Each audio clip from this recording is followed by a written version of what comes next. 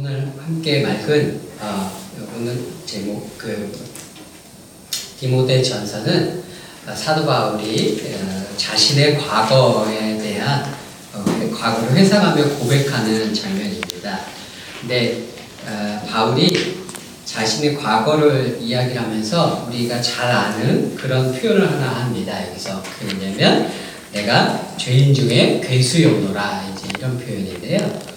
죄인 중에 괴수라는 표현이 이제 영어로 이제 보면은 worst of all sinners 이렇게 되어 있습니다. 다시 말하면 죄인들 중에 가장 나쁜 사람들이었다는 거죠. 죄인들 중에 가장 악독한 죄인, 죄인들 중에서도 최악의 가장 나쁜 죄인이었다는 거예요. 자기가 내가 죄인 중에 괴수였다는 게 죄인 중에서 자기는 가장 그 악질적인 죄인이었다라고 사도 바울이 이 본문에서 그렇게 고백을 하고 있습니다. 그런데 우리가 알고 있는 사도 바울은 그런 사람이 아니잖아요. 그죠? 우리가 알고 있는 사도 바울은 성인이죠. 그죠? 사도 중에 사도죠. 예수 그리스도의 복음을 증거하기 위해서 자신의 모든 것을 아끼지 않았던 그런 성인 중에 성인인 분인데, 사도 바울은 왜 자기 자신을 죄인 중에 괴수다, 가장 죄인들 중에서도 가장 나쁜 죄인이다 라고 이야기를 하고 있는가? 그래서 그럼 이건 사도 바울이 우리가 다 죄인이니까 좀 겸손의 표현으로 그냥 하는 말인가, 아니면 진심으로 자기가 죄인들 중에서도 가장 악한 죄인이다라고 진심으로 고백하는 것인가, 그걸 우리가 좀 살펴볼 필요가 있습니다. 바울이 여기서 자기 자신을 이렇게 죄인이라고 고백하는 이유를 13절에서 이렇게 설명을 하고 있습니다. 나는 비방자였고 박해자였고 폭행자였다, 이렇게 얘기를 하고 있습니다. 이 비방자, 박해자, 폭행자 하나하나씩 이제 뜯어보면, 먼저 이제 박해자라는 말을 들어보면 박해하는 사람이었다는 거죠. 우리가 잘 알다시피 사도행전 8장에 보면 사도 바울이 예수 그리스도를 주로 고백하고 메시아로 고백하는 사람들을 잡으러 다녔죠. 그리고 그들을 박해했습니다. 그들을 잡아서 감옥에 가두고 사내들인 법정에 회부하고 그러한 일들을 사도 바울이 행했죠. 그런 면에서 그는 예수님을 믿는 사람을 박해하는 자였습니다. 그리고 폭행자다, 이렇게 얘기를 했는데, 사도 바울은 이제 9장에 보면 사도들에게 죽이겠다는 위협을 해요. 너희들을 죽여버리겠다. 이제 박해를 할 때, 사도행전 8장, 9장에서 사도 바울이 박해를 할 때 죽여버리겠다는 위협을 했다는 말씀이 9장 1절에 나옵니다. 그러니까 그런 면에서 굉장히 폭력적인 그런 사람이었다고 할 수 있겠죠. 그리고 이 사람들을 잡아 가두고 할 때, 그걸 집행할 때 폭력이 당연히 사용되었겠죠. 그죠? 그런 면에서 폭행자다, 이렇게 얘기를 할 수 있겠습니다. 아마 이게 오늘날 무슬림들이 무함마드를 갖다가 우리가 비방한다고 생각이 되어지면 무슬림들이 굉장히 집단적으로 그 사람에게 폭행을 가하고 그러죠. 아마 그 시대의 사건, 그 시대에 바울이 사람들을 잡아가두고 이 일들을 집행할 때 그런 형태의 폭행이 가해졌을 확률이 높습니다. 그리고 그 다음에 가장 결정적으로 바울이 자기를 비방자다, 이렇게 얘기를 했습니다. 비방자라는 표현이 영어로 보니까 여기에 blasphemer라고 되어 있습니다. blaspheme 한다는 게 하나님에 대한 신성 모독의 죄를 지었다는 거거든요. 하나님에 대한 신성 모독 죄를 지은 자다, 자기가 비방자다, 신성 모독의 죄를 지은 사람이다 라는 건데, 언제 사도 바울이 신성 모독의 죄를 지었는가? 사도행전 26장에 보면은 사도 바울이 그 가이사랴 감옥에 있을 때 아그리파 앞에서 자기를 변론하는 장면이 나옵니다. 거기에 이런 표현이 나와요. 내가 모든 회당에서 여러 번 형벌하여, 이제 그 예수 믿는 사람들에게 벌을 내렸다는 거죠, 자기가. 그래서 강제로 모독하게 하는 말을 하고, 그러니까 예수님을 모독하는 말을 예수 믿는 사람들에게 하게 만들었다는 거예요, 자기가 강제로. 다시 그건 뭐냐면, 예수님이 예수님이 하나님의 아들이 아니다, 예수님이 메시아가 아니다라는 말을 고백을 해라라고 고문하고 때리고 했다는 거죠.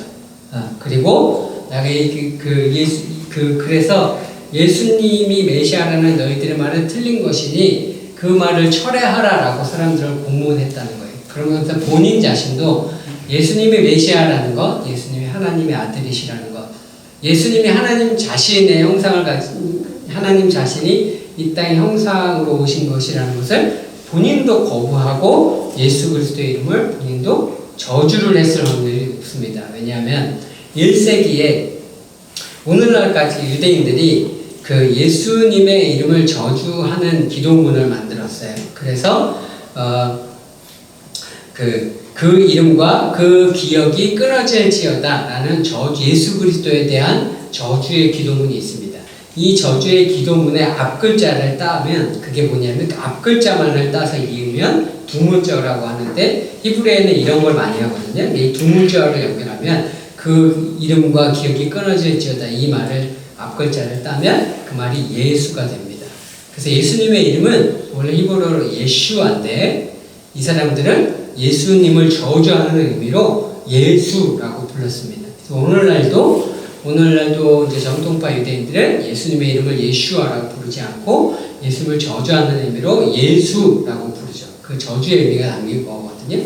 근데 아마 사도 바울도 예수님을 부인했으니까 당연히 그 시대에 그렇게 예수님을 저주하는 자리에 섰을 것이고 본인도 그렇게 예수님을 저주하고 사람들에게 그렇게 예수님을 저주하도록 강요하는 그런 일들을 했었을 겁니다. 그렇기 때문에 바울이 근데 이 이스라엘에서 죄 중에 가장 큰 죄가 뭐냐면 신성모독의 죄거든요.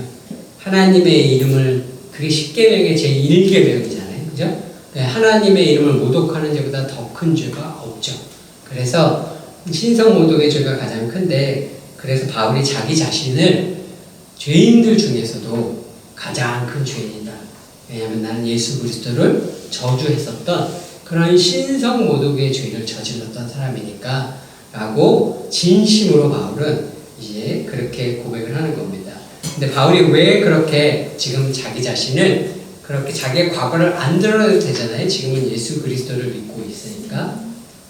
그런데 왜 자기가 이런 사람이었다라는 자기가 죄인이었었던 때에 그 죄를 왜 드러내느냐 하면 자기의 죄를 드러낼수록 그 큰 죄인을 용서하신 예수 그리스도의 은혜가 더욱 드러나거든요.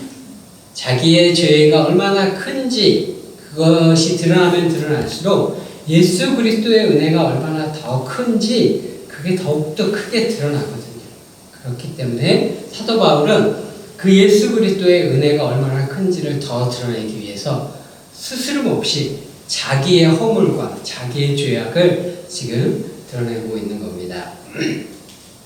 근데 우리가 이제 죄인 중에 괴수, 죄인 중에 죄인 하면 제가 떠오르는 사람, 떠오르는 찬송가가 있습니다. 그게 뭐냐면 나 같은 죄인 살리신 이 찬송가를 지은 존 뉴턴이라는 사람입니다. 우리가 이제 Amazing Grace라고 하잖아요. 영어로 놀라우신 주님의 은혜. 근데 이 찬송가를 만든 이 사람이 노예 상인이었다고 그러죠. 영국에서 노예를 잡아다가 파는 노예 상인이었다가 이 사람이 거기서부터 참회를 해서 자신을 참회하면서 나 같은 죄인을 살리신 예수 그리스도의 은혜가 너무 감격스러워서 그 시를 쓴 게 바로 Amazing Grace, 나 같은 죄인 살리신이었고 오늘날까지도 이 찬송이 예수 그리스도의 놀라우신 죄인을 용서하시는 놀라우신 은혜를 찬송하는 찬양으로 널리 불려주고 있습니다.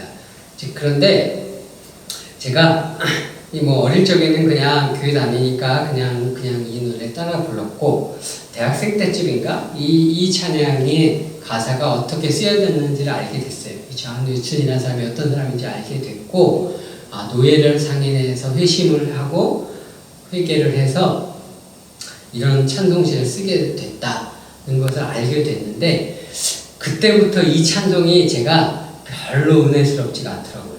왜냐하면 이 사람은 노예를 팔고 이런 큰 죄를 저질렀으니까 나 같은 죄인도 살리신 그 주님의 은혜를 찬양을 하는데, 이 찬양을 부르면서 저는 어떤 생각이 드냐면, 나는 그렇게까지 큰 죄를 저지르진 않았는데 나 같은 죄인 살리신이라는 말이 내 고백으로까지는 안 나오는 거예요. 그 사람의 고백인 것은 내가 이해를 하겠는데, 나는 내가 죄인인 것을 알겠는데 그렇게 큰 죄를 저지른 건 없잖아요, 그죠?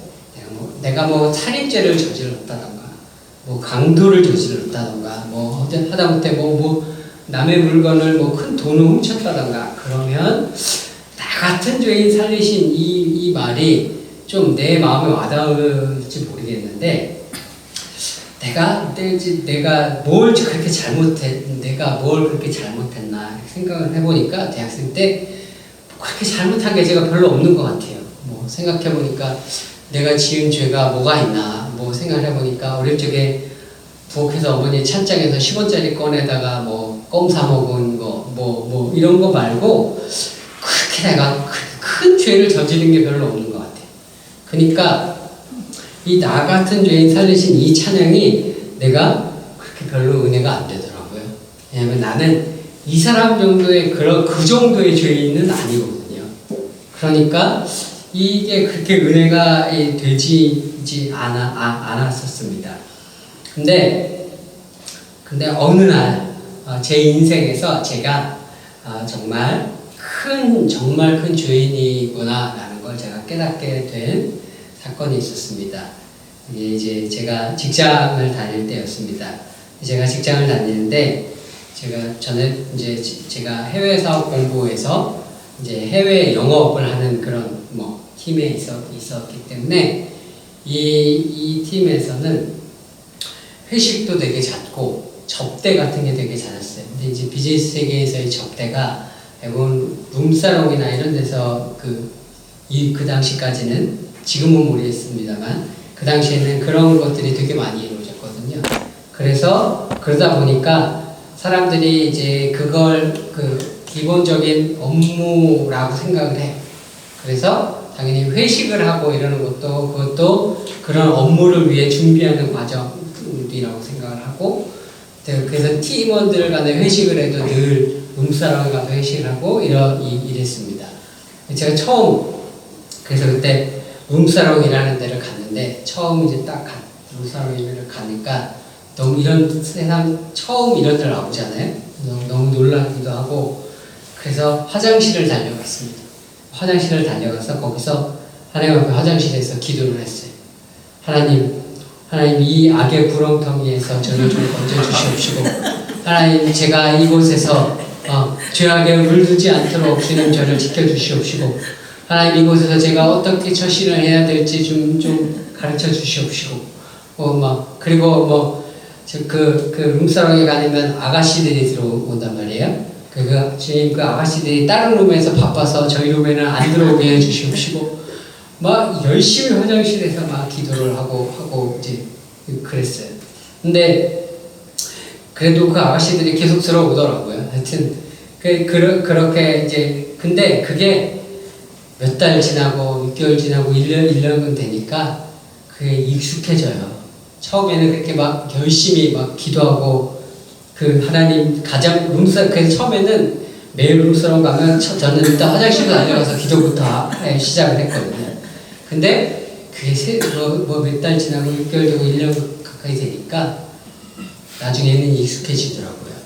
그리고 이제 이게 룸사롱을 맨날 회사 근처에 다니는 데가 단골이 몇 군데 있어요. 그러니까 다니니까 어디에는 어떤 아가씨가 있고 어디에는 어떤 아가씨가 있고 어디에는 어떤 아가씨가 있는지를 다 알아요. 그러니까 어떤 아가씨가 인기가 좋은지 이런 걸 다 알아요. 네. 그런데 딱 어느 날 또 갔습니다. 룸사롱에 갔는데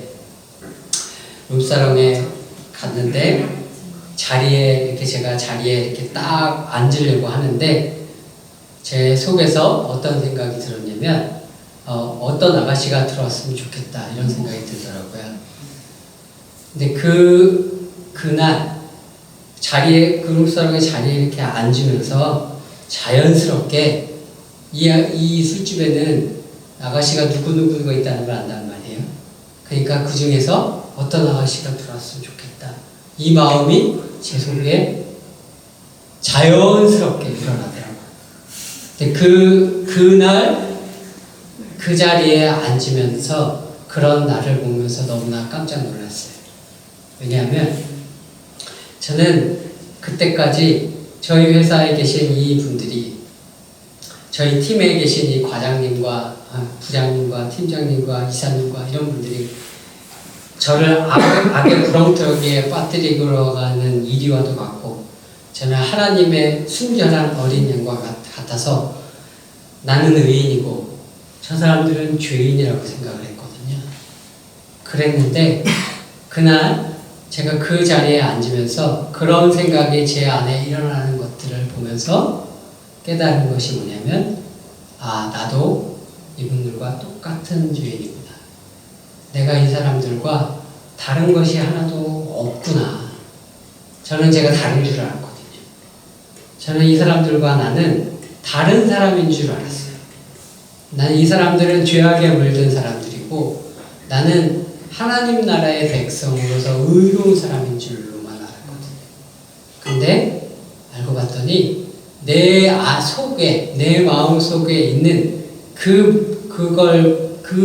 내 마음 속에 있는 깊은 그 평상시에는 드러나지 않는 것들이 끄집어내자는 순간을 맞닥뜨려 보니까 나도 저들과 똑같은 그런 죄성을 가진 그런 죄인일 뿐이었습니다.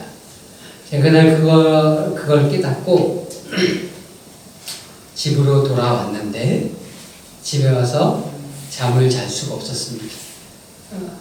왜냐면 너무나 슬펐거든요. 왜냐면 내가 내 자신이 청년 때에 하나님의 사람으로 준비되어지기 위해서 교회에서 대학교 선교단체에서 그리고 또 수많은 해외 선교단체에서 훈련을 받으면서 하나님의 사람으로서 이 땅 가운데 어떻게 하나님의 나라를 이루며 살 것인가를 고민하며 살아가는 평신도 선교사로서 살아가는 사람이라고 늘 생각을 해왔었는데 내가 깊은 내 속에 있는 나를 보니 나는 그들과 하나도 다름이 없는 똑같은 죄인일 뿐이었던 거예요.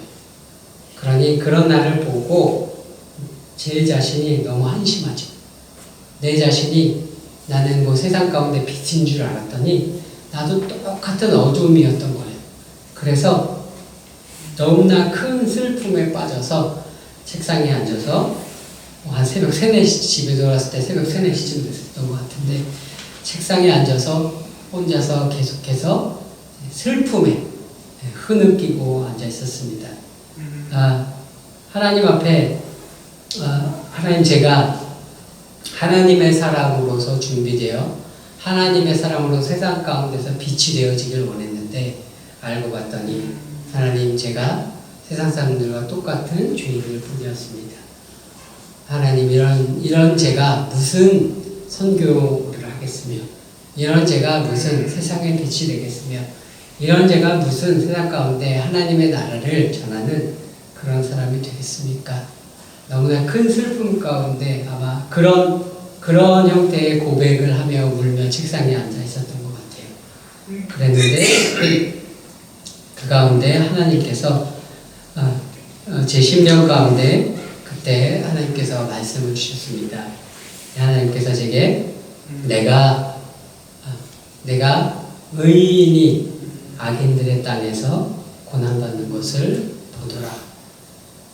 그때 울면서 그 책상에 앉아서 흐느끼고 있는 슬픔, 내 자신이 얼마나 큰 죄인인지를 깨닫게 되어서 너무 큰 슬픔에 빠져 있는 저에게 하나님께서 제게 뭐라고 말씀하셨냐면 내가 의인이 악인의 땅에서 고난당하고 있는 것을 보노라.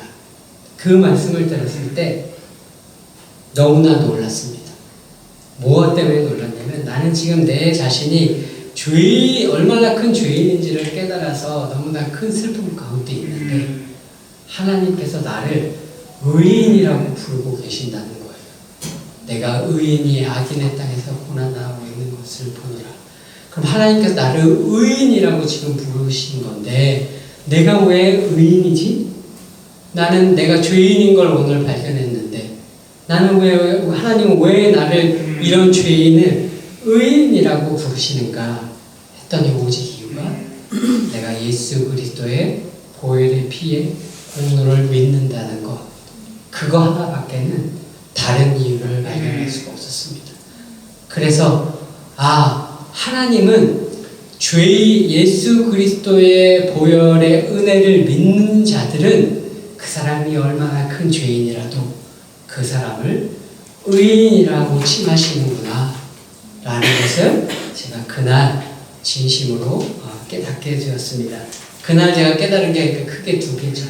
내가 얼마나 큰 죄인인지를 깨달았고, 또한 동시에 그 죄인을 용서하시는 하나님의 은혜가 얼마나 큰지, 그리고 그 하나님의 은혜가 그 죄인을 용서하시는 은혜를 통해서 하나님께서 사람들을 어떻게 의인이라고 부르시는지를 깨닫게 되었습니다.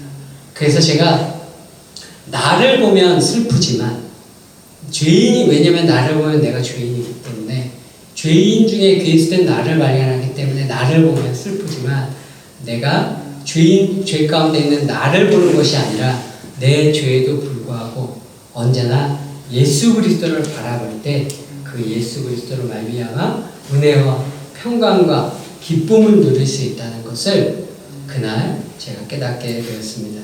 그게 뭐냐? 그게 바로 복음이죠. 그래서 오늘 15절에 바울이 이렇게 고백을 하죠. 이쁘다 모든 사람이 받을 만한 이 말이여, 그리스도 예수께서 죄인을 구하라 하시려고 세상에 임하셨다 하였도다. 죄인 중에 내가 괴순이라. 제가 그날 이후로 저희 회사에서 사람들을 대하는 제 마음속에 깊은 제 심령 속에서 사람들을 대하는 태도가 좀 달라졌던 것 같아요. 예전에는 저 사람들은 나를 악의 구렁텅이에 빠뜨리려는 죄인이고 나는 의인이라고 제 심령 속 깊은 곳에서 그렇게 생각했었다면, 이제는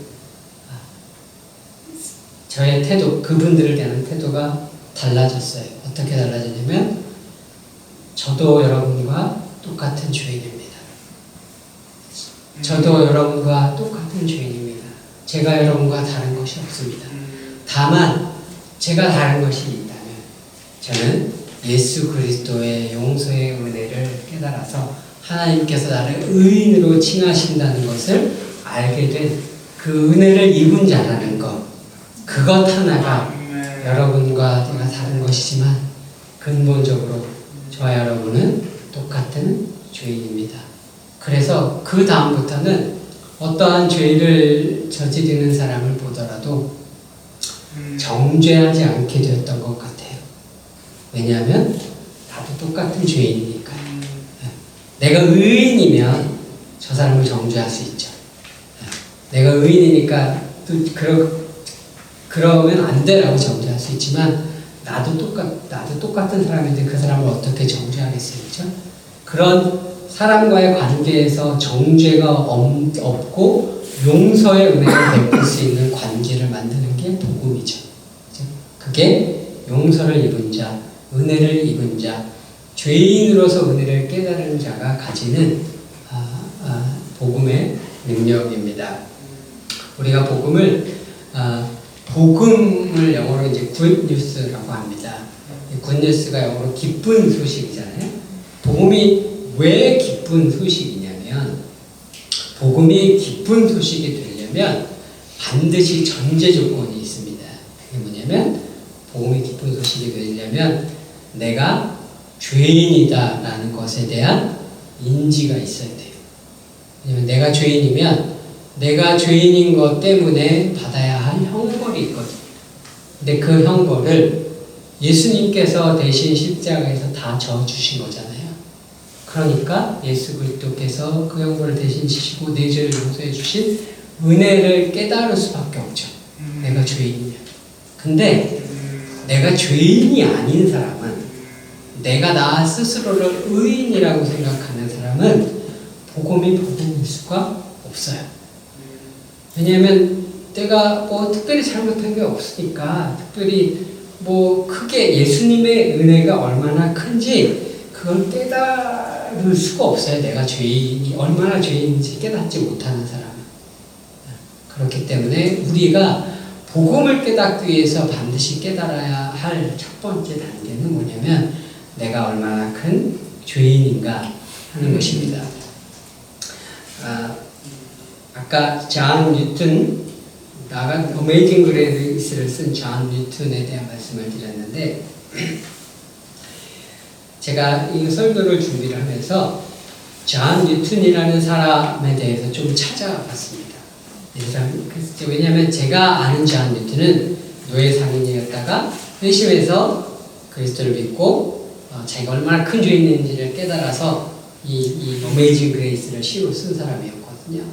그래서 이분을 찾아봤더니 근데 그게 그렇게 단순하지가 않더라고요. 이분이 아버님이 배 선장이었어요. 당시 이제 대항해 시대에 무역을 하던 시대니까 아버님이 배 선장이어서 아버님이 자기가 6살 때 자기 어머니가 신실하신 분이었는데, 어머니가 어릴 때 성경 이야기도 해주고 이러던 어머니가 6살 때 돌아가셨습니다. 근데 그래서 이제 새어머니가 들어왔는데, 새어머니에 대해서는 반항심이 있었던 거예요. 그러니까 아버지가 얘를 보딩스쿨 기숙사 학교에 보냈습니다. 기숙사 학교에 보냈는데, 기숙사 학교에서 이 사람이 그 어머니를 잃고 새어머니가 들어오면서 이제 반항심 이런 것들이 생겨서 계속해서 기숙사 학교에서 문제를 일으켜요. 그래서 학교에서 2번이나 쫓겨납니다. 기숙사 학교에서 쫓겨나니까 아버지가 11살 때부터 얘를 배에 태우고 다녀요. 항해사로 그냥 키운 거죠. 항해사로서. 그래서 11살 때부터 배에서 허드렛 일을 하기 싫으면서 뱃일을 배우기 시작을 해서 나중에 이제 커다란 무역선에 이제 선장이 됩니다. 근데 이 사람이 나중에, 죄송합니다. 잠시만요.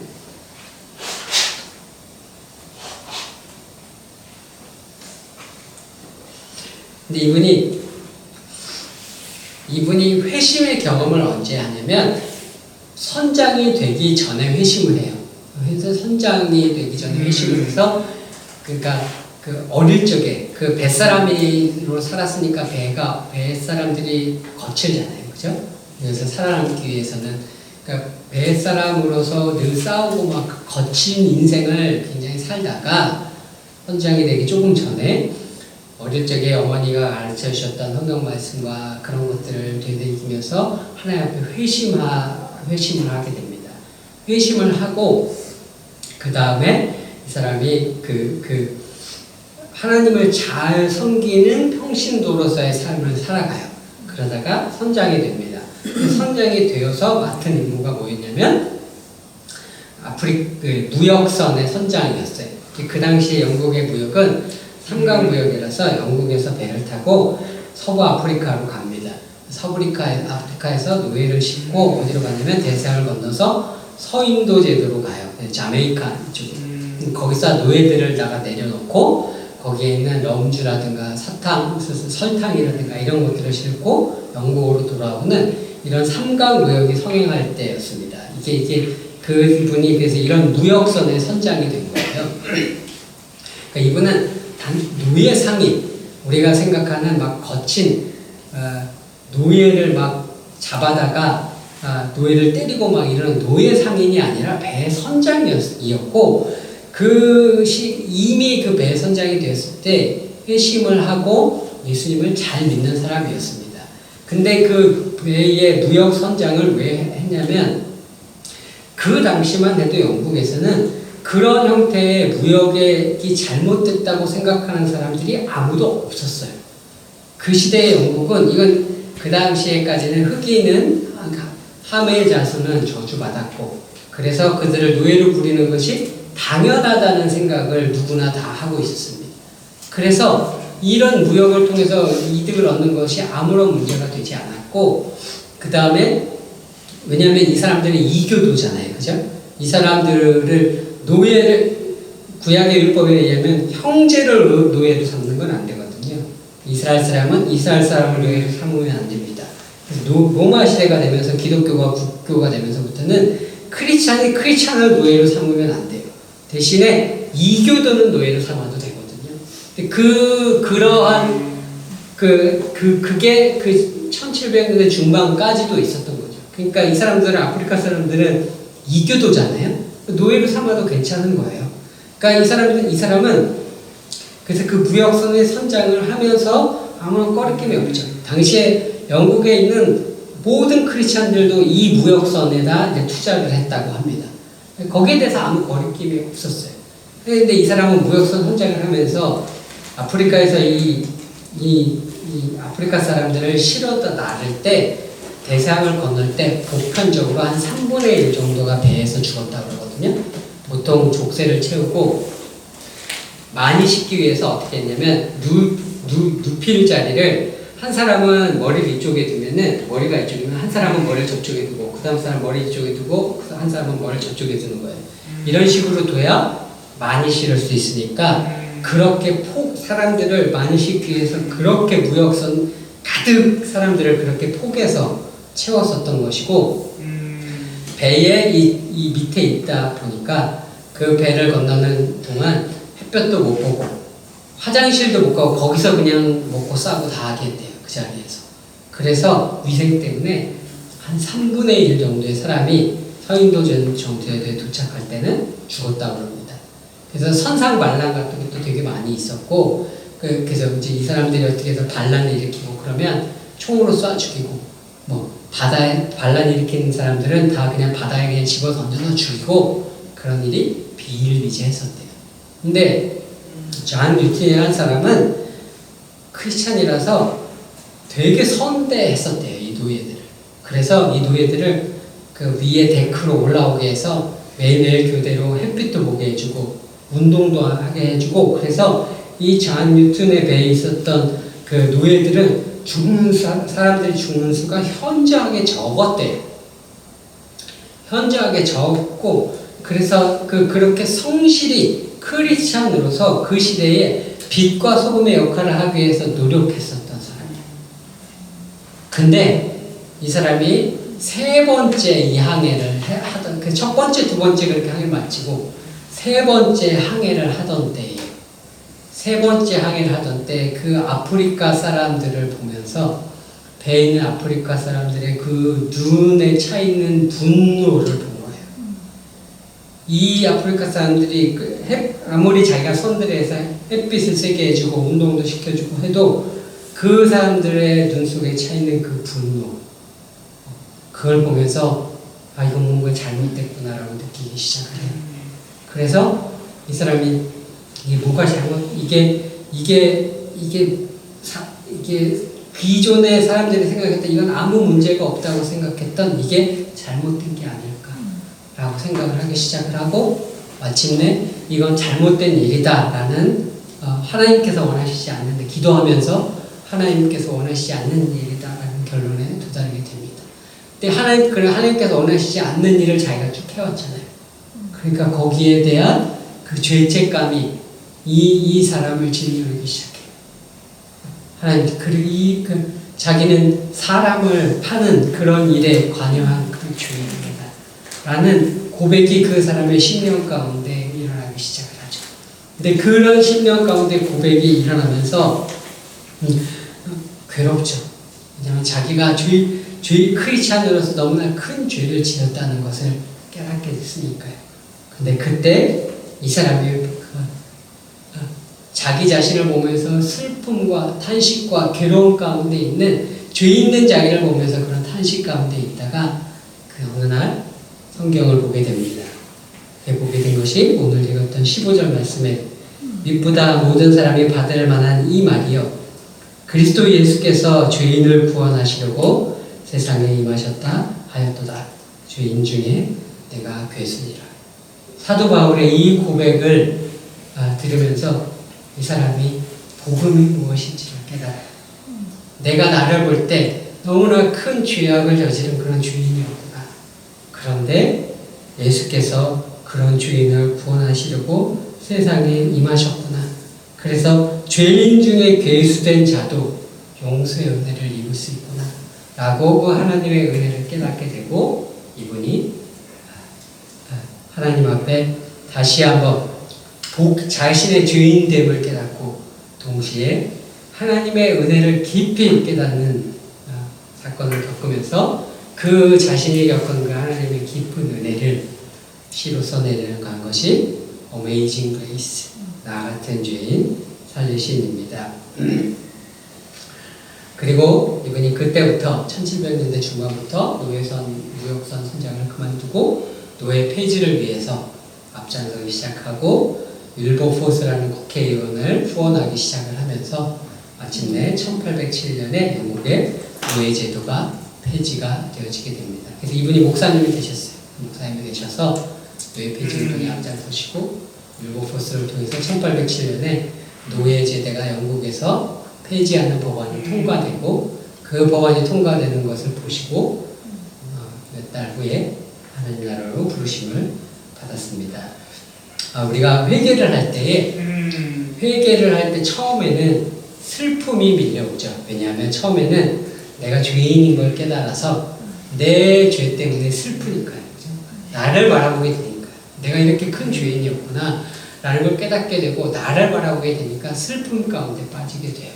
근데 그 회개가 그리스도 안에서 온전해지면 무엇을 발견하게 되냐면, 그 죄인 중에 괴수를 용서하시는 예수 그리스도의 용서의 은혜를 발견하게 되죠. 그래서 회개가 깊어지면 깊어질수록 내가 아닌 예수 그리스도를 보게 되고, 내가 아닌 예수 그리스도를 발견하게 되니 기쁨과 평안과 안식 가운데 거할 수 있게 되는 복음의 능력, 은혜의 능력을 경험하게 됩니다. 그래서 회개가 이렇게 온전해지고 복음의 능력을 온전하게 경험한 사람은 내가 죄인인 것을 드러내는 것이 하나도 부끄럽지 않죠. 왜냐하면 내가 죄인된 것을 드러내면 드러낼수록 내 죄를 용서하신 예수 그리스도의 은혜가 더욱더 얼마나 큰지가 더욱더 선명하게 드러나거든요. 그래서 내 죄를 바라보고 나를 바라보고 승부 가운데 있는 건 죄에 눌려서 살아가는 삶이지만, 예수 그리스도를 바라보고 예수 그리스도의 은혜 때문에 기쁨과 평강 가운데 거하며 살아가는 것은 죄를 지려밟고 살아가는 승리하는 삶을 살아가는 복음의 능력을 살아가는 삶을 살아가게 되는 것입니다. 내가 인생을 살아가다 보면 내 자신이 얼마나 큰 죄인인지를 깨닫게 되어서 우리가 그것을 인해서 슬픔에 빠지게 되는 그런 지경이 있을 때가 있습니다. 그러나 그때마다 내 죄와 나 자신을 바라보신 것이 아니라 예수 그리스도를 바라보시고 그리스도께서 우리에게 주신 그 은혜를 바라보시는 마음이야마 죄를 지려밟고 승리의 삶과 복음의 능력을 삶을 살아가시고, 또 그리함으로 사람들에게 온전한 복음의 능력으로 다른 사람들을 정죄하는 것이 아니라, 저도 그랬습니다. 저도 당신과 똑같은 죄인이었습니다. 그런데 그러한 죄인 중에 괴수된 저를 그리스도께서 용서하셨습니다. 저 같은 이도 용서하신 그리스도의 은혜가 당신에게도 있습니다 라고 복음의 능력을 증거하며 살아가시는 저 여러분 모두가 되시기를 우리 주 예수 그리스도의 이름으로 축원드립니다. 이 시간 다 같이 잠시 기도하도록